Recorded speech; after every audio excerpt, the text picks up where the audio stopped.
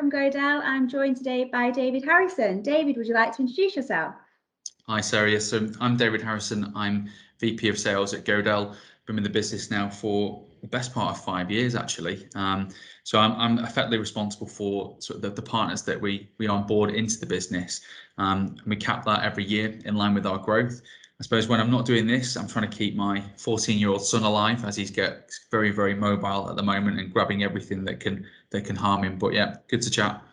Fabulous. So obviously this chat is all about recruitment within a hybrid world. So that being said, how do you feel recruitment's changed within the IT world since the pandemic?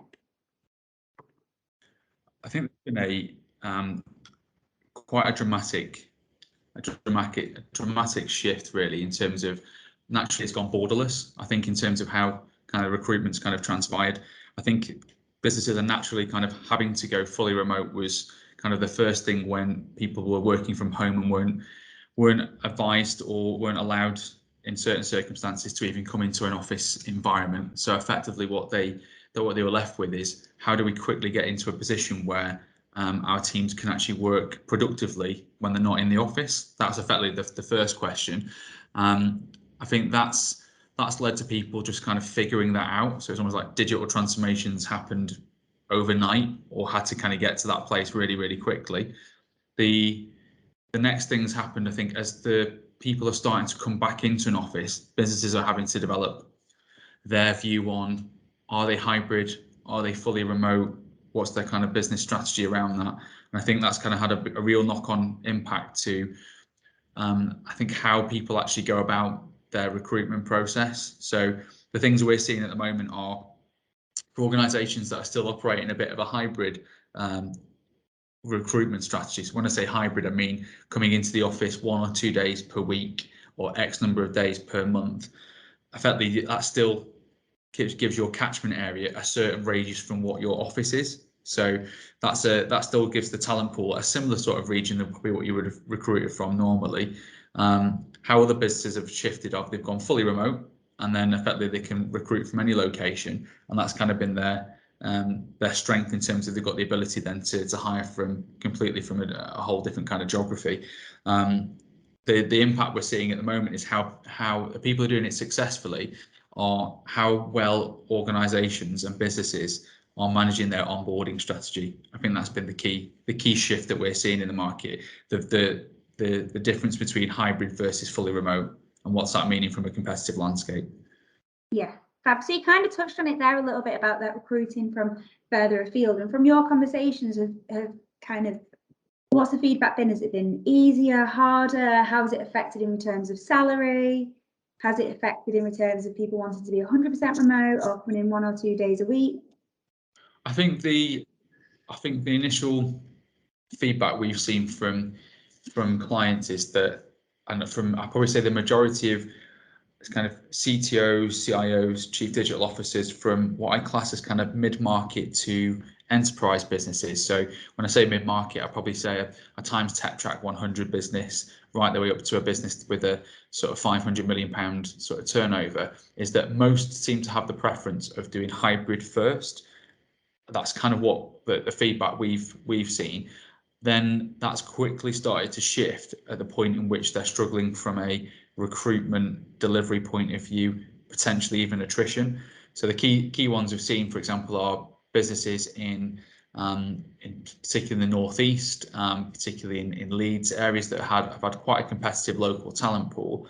What's quickly transpired is that for those organisations, if they're competing against an organisation that's decided to quickly adopt and go fully remote, then they're having a high degree of potential churn in their business, particularly if the area, and no discredit, but if the salaries in those locations are slightly lesser than, for example, a London weighted salary, or somewhere where the salary for the technology role is particularly quite high, then that's having a real knock-on effect to their business. So, for example, if a software engineer in Newcastle is typically paid 30 to 40k, however, he can go and work for a very nice fintech like Starling or Monzo or one of the hyper sort of growth VC-backed ones, and get an extra 40, 50, 60k on their basic and still remain in Newcastle, then that is having a real impact on attrition rates. So that's a typical kind of key trend that we're seeing. But the interesting thing I noticed was that businesses typically adopted hybrid first, and then quickly, as recruitment's potentially been impacted, now they've had to perhaps operate at a fully remote level. Yeah, definitely. Do you feel that there's been any new particular roles that have come to market that you've seen companies working for example, DevSecOps? Yeah, we've seen quite a few things kind of pop up really. DevSecOps is definitely one that's kind of popped up. I've also seen people putting a lot more focus around their, what I'd almost class as like engagement managers, onboarding people. I suppose almost the shift left approach to the recruitment side of things.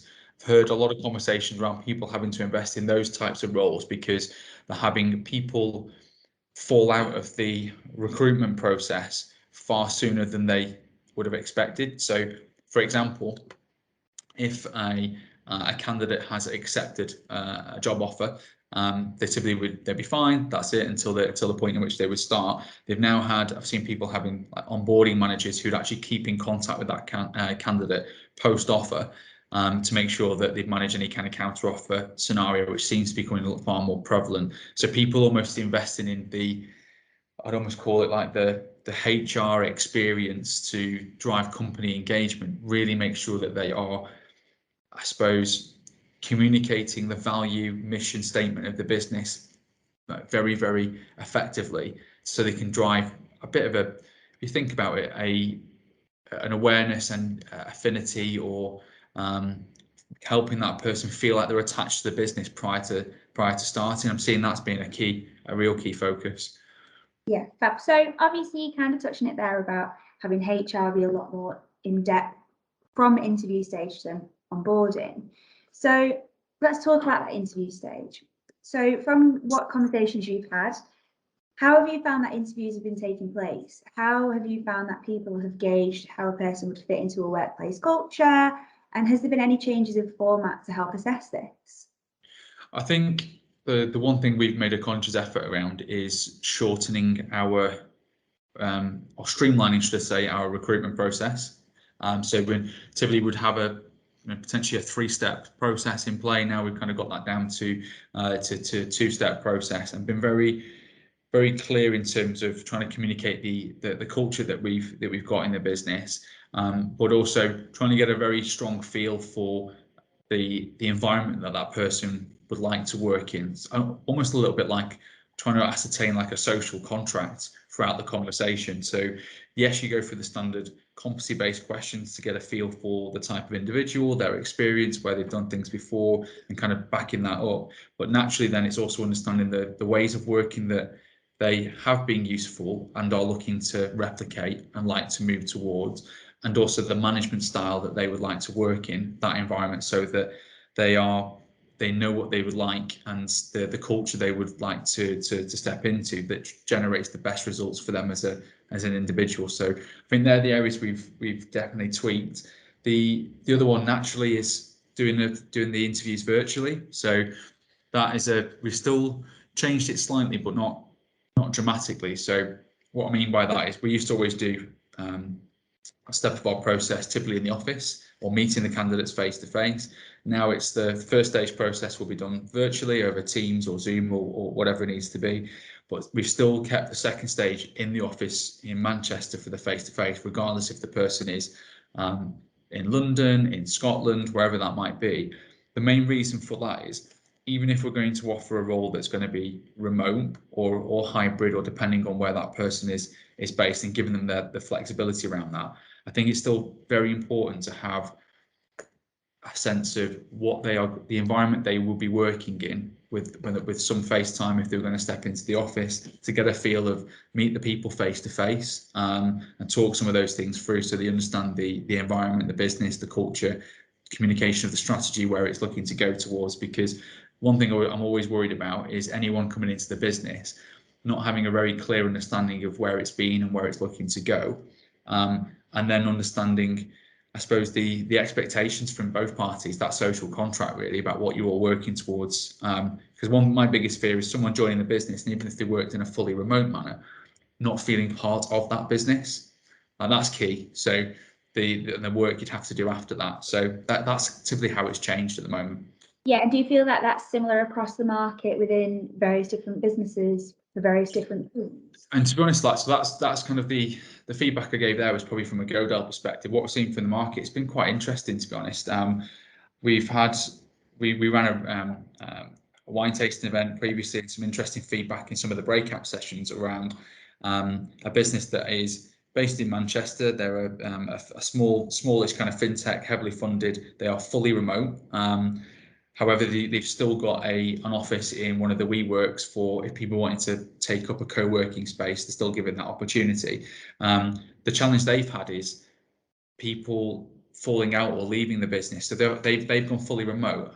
I've noticed quite a bit of a challenge around attrition because they're people not reaching out for little simple questions. So an example he gave was one of my key engineers left because they didn't like the laptop they have. Like something as small and as almost like inconsequential as that, but the CTO was basically advising, well, you could change, could have had a conversation about that. It's not a problem, but it was almost they were catching a lot of these things after the fact because these would have perhaps been picked up at like water cooler type conversations or pull on side and walk in between certain offices or certain kind of ad hoc conversations, but they seem to be being missed. So I'm seeing some businesses have a little bit of a think and a play about how they tweak aspects of that.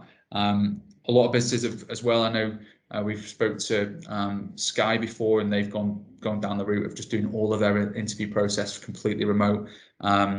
Again, a lot of people doing the same theme around streamlining their recruitment end to end, just because the amount of candidates that are dropping out as part of that process, because there's a little bit hearing the word supply shock get mentioned quite a few times from and the scary thing is it doesn't matter almost if you are, it's the theme seems to be it's completely agnostic of the size of business. If you're a large business like Sky, you've got a huge brand, versus even if it's a startup SME business, the themes still seem to be ringing true. I've seen some other businesses that have shared that they're trying to introduce more. So for those who adopted a fully remote, I remember talking to a business at one of the roundtables that we had, and they shared they're trying to introduce, like, what they call it now, almost like candidate assessments, but psychometric profiling, a version of that, not too heavyweight, but in a way to understand how driven and comfortable is this individual around working in a very, if it's a fully remote setup, what they're like in terms of autonomy, driven around certain motivators, goals, and that sort of requirement to make sure that actually if this person is going to be working in a fully remote environment, they're going to be set up to succeed within that. Fab. Okay, that leads quite nicely. So from the conversations you've had, if a business has already adjusted to hybrid working and people's office days have naturally formed due to lockdown, how do you translate that hybrid policy to new starters that have kind of never done this before? So how do you help decide what's best for them, or how have companies that you spoke to helped decide what's best for them? In terms of the policy process and the transition from what is a slightly different ways of working to a new one? Yes. So somebody has previously been in the office 5 days a week, and now you're giving them an option to be able to work from home 4 days a week and only have to come into office 5 days a week, 1 day a week, sorry, as opposed to the 5. I think it's all the feedback we've seen is it's purely about over communication as much as possible, understanding that the communication with the teams is all around, okay, this is a new policy, this is the new process. I suppose some companies have talked to us about it's been challenging around if there are certain shared workspaces. I've heard of businesses in the travel sector, for example, where their product owners and business analysts, people that are typically congregate around a whiteboard, have struggled with that most. And they have certain shared meeting spaces where, for example, typically towards the end of either at the beginning or at the end of a project lifecycle where they have to do the next iteration, that's typically where these people congregate around a whiteboard, around shared space to actually kind of map some of these things out. And they've had to be really quite stringent in terms of how they communicate who's going to be in the office and when, so everyone can have basically making sure that they've got the ability to use that space when they're actually in there. I've heard it, for example, when last speaking to Manchester Airport Group, they were toying with the idea of having like product owner Tuesdays, for example, so that on this certain day of the week, this space is dedicated towards these types of people, and then maybe on a particular day of the week, it's more the sales teams that can use more of the shared space around whatever it might be, and then effectively redefining their policies in terms of the when to be in the office, who to communicate that to, and then naturally what that might impact in terms of safeguarding, in terms of who's in the office at when, because obviously there's COVID protocols that you might have to follow, and knowing at that point, so if there ever was someone who, for example, came into contact or unfortunately got COVID, they can communicate that then to the rest of the office and who was in the office at what time and when. So seeing quite a lot around that, but it's all kind of centered around making sure they have those one-to-one conversations with the team, sharing that feedback, and then obviously updating any policies and then rolling that out. So you kind of touched on it there, which I'm presuming is going to be the answer to this next question, but how have you heard that onboarding processes at businesses have changed, or how has Godel's onboarding changed? So that onboarding of new starters remotely, if it's welcome packs, emails to let them know about new starters, or letting them know about COVID procedures and diffusing any anxieties if they are coming into the office. Yeah, I think that's changed quite dramatically, because it's a lot of stuff that you may have taken for granted that you would just do face to face in an office from day one. It's this kind of theme of everyone shifting their onboarding life cycle to the left, where it's a welcome pack that people might be creating. It's maybe a conversation with the individual prior to starting, where it's shared around kind of their hobbies, their interests, their likes, previous kind of roles and stuff in terms of what they're bringing into the business to do, and where you can kind of reach out to them to say hello if you want to have. So her business is almost doing like a almost like it's a get to know your team welcome pack type thing, or get to know your new team member. Then they have like a certain like virtual welcome lunch that's kind of in the diary, kind of get to know your team member sessions that are in and scheduled. I've even found people doing things like a buddy system. I've heard some organisations, which is quite interesting, which is let's say, for example, they, prior to them starting, and say that this person in my world, for example, was stepping into sales and into my team, but what we do is you almost assign them with a buddy or a mentor who'd be the person they'd have a conversation with and then get to know them, and then before they then step into that kind of that broader team. So at least if they didn't feel comfortable engaging with a wide audience in a big virtual environment, for example, they'd had that one person that almost like as a friend system that they can go to as either a mentor or a buddy to help kind of bounce ideas off. So definitely seen a lot of that happen. Probably more work's fallen onto the HR onboarding side as an output of communication of new policies, new standards, helping them feel safe in terms of if those organisations are either still in the office fully or gone hybrid. If you are to come into the office, these are the new policies around cleaning the office workspace, making sure that certain, they might have scheduled treatments of the office desk to make sure that it's all good, that safety protocols are being observed, X number of people in a meeting room, screening certain desks off, how many people can use the kitchen at a certain time, all that kind of stuff to make sure that, I suppose, for those people who are naturally anxious, and if that was part of the offering, they know that it's a safe environment that they can come into. So definitely seeing a lot of that. It's interesting to see how different businesses are trying to tackle it. For me, the key thing is engagement. How do they engage with their new hires and their existing staff? How do they then keep them engaged after they start, regardless if it's hybrid or fully remote? That definitely seems to be a key theme. Yeah, definitely. And obviously that's when new starters are officially joining the business. How do you ensure that they still remain part of the team during the work from home situation? So have you seen anyone do additional team bonding days or anything more than what they'd have done prior to lockdown? Yeah, definitely. I think I've heard of businesses, particularly across the financial services sector, where it would almost be a little bit traditional. So, for example, you would have a new team member join. You may meet him in the office one time. Sometimes you might do a welcome lunch for it, and effectively the next time you might see them would be either a sales or an operational session in 1, 2, 3 months' time.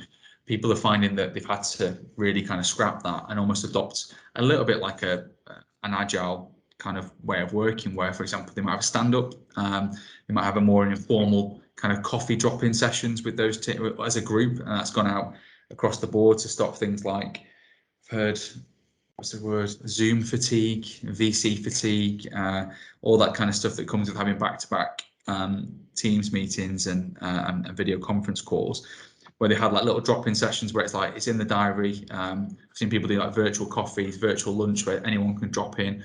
To other ones where they're doing like quizzes, random kind of team social events, either for the team itself or for the broader business, which has been really quite handy to do those kind of check-ins. And then additionally, I've heard of businesses dropping just more, I suppose, formal ceremonies in the diary around just checking in with a team member. So like retros at the end of a week, just to get an update from the team members, and making sure that they do have maybe a higher schedule of one-to-ones for those people who aren't in the office at all, just to make sure that maybe the one-to-one might be around not about work things, but around purely just catching up, how you're getting on. Might be a 15-minute coffee and a catch up with your direct report, and they're using on that basis just to make sure everything's okay, because you typically would have had that in the office, and making sure that's replicated. Yeah, fabulous. So finally, how do you feel the pandemic has affected retention across the market? I think it's had a massive negative impact on retention, unfortunately. I think the answer to it is probably twofold. You probably had those people who, like the conversations we've had in the market, I'll give you an example, will probably be across travel. So we've had a lot of clients come to us, particularly in the travel sector, either across aviation, or they're a travel ISV, or they're a travel booking provider, and they've come to us saying, look, we went through a process, travel got absolutely decimated as an industry. Now post-COVID, touch wood, that the world is kind of opening up again. We during that period, they've had to furlough 80, 90%, 100% of their staff. Now, as a consequence of that, a lot of people may, when they're coming back into the office, or the furlough restrictions are being removed, people having a really hard conversation about, do I want to do this as a career? Would I like to move? People are creatures of habit. Do I want to perhaps potentially move away from that risk by changing sector? Do I want to move into something that's different, what they might foresee as being more stable should pandemic 2.0 come? And everything, just because their demand just got turned off overnight. So I've seen a lot of companies come to us and have a conversation about, just when they've tried to re-engage people post furlough, they've actually decided not to come back to the business. And then they've had a real impact then on trying to find candidates in the market that would be interested into coming into that from a software engineering or technical standpoint. So I think things like that from one side, people perhaps having to think about what they want to do with their career. So people coming back from furlough, that's had an impact on attrition rates. The flip side is the hybrid remote conversation. Businesses now competing with, if you imagine, most traditional organizations compete with other organizations on a recruitment front around the geography of your area. Now you're competing on a global standpoint, which I think is very hard for those organizations that are in slightly lower paying areas traditionally, because now you can go and work for whoever and get a much higher salary. So that's definitely had a massive impact on retention and attrition rates. I'd probably say the other bigger problem that I heard a lot of people talk about is mental health. And it's for all the right reasons. I've seen a lot of good businesses doing some positive work around it, which is, if a business doesn't really proactively manage workload and have a real focus around engagement, keeping on top of how the pulse of your team and the pulse of the company, that people will either burn out, or it won't tell you exactly how they're really feeling. It's going to have a real knock-on effect in terms of how they work, because not every individual is geared up to work effectively from home, even if your business is offering that. So I've seen that have an impact. Obviously, naturally, people will leave. So it's having a bit of an impact on attrition rates. So I've seen it go the other way. I think just purely from those kind of three core areas, really. But I think the upshot, I think, longer term, for businesses that get it right, have a very strong focus on their engagement strategy, double down on the values of the business, the mission statement. The USPs probably have to be redefined because it's a far more competitive market now, and have a far more focus on people well-being. I think those businesses are really going to thrive, because if you think about it, work-life balance, it's going to be the upside of that in terms of being able to close down your laptop at the end of a day and be with your family or your friends and have that, I suppose, more time to actually have that flexibility. That the upside of that in terms of the productivity gains and the engagement gains and people who actually enjoy where they work and feel part of a business, that's going to have a huge upside potential longer term as well. Yeah, fabulous. And I think that sums a lot of things up. So is there anything that you'd like to maybe leave at the end of this conversation with it from a hybrid world, or anything that you've seen that you'd like to impart your wisdom on? Good question. I would probably say, I think the key thing for me is to over communicate as much as possible. I think there's even been times where I myself have probably noticed that things that were typically left unsaid in a face-to-face environment was easy to kind of pick up on when you could read the room in a meeting room and see that person who perhaps was being slightly less vocal, or maybe even things where you pick up on just non-verbal cues that perhaps they, I don't know, we've all got a home life and things that happen outside of work. That's what contributes to us as an individual. They're much easier to pick up on in a face-to-face environment, and it's not to forget the things that aren't said. So I think the leaving message there would be to over communicate as much as possible. Spend a lot of time and focus around having those ad hoc informal check-ins with your team members, and also trying to drive as much interaction, collaboration in joint team sessions, so that it's not maybe one or two people dominating the conversation. So you're making sure everyone's kind of voice is being heard. And I think that's the key kind of takeaway I've kind of noticed, which is you'll then find if you just don't make the call or the check-in sometimes, or have a one-to-one where it's just not always about work, you'll typically get a hell of a lot from that. And that to me is probably the key thing that I've learned. Fabulous. Well, it's been great to speak with you, David, and thank you for your time. No, brilliant. Thanks, Sarah.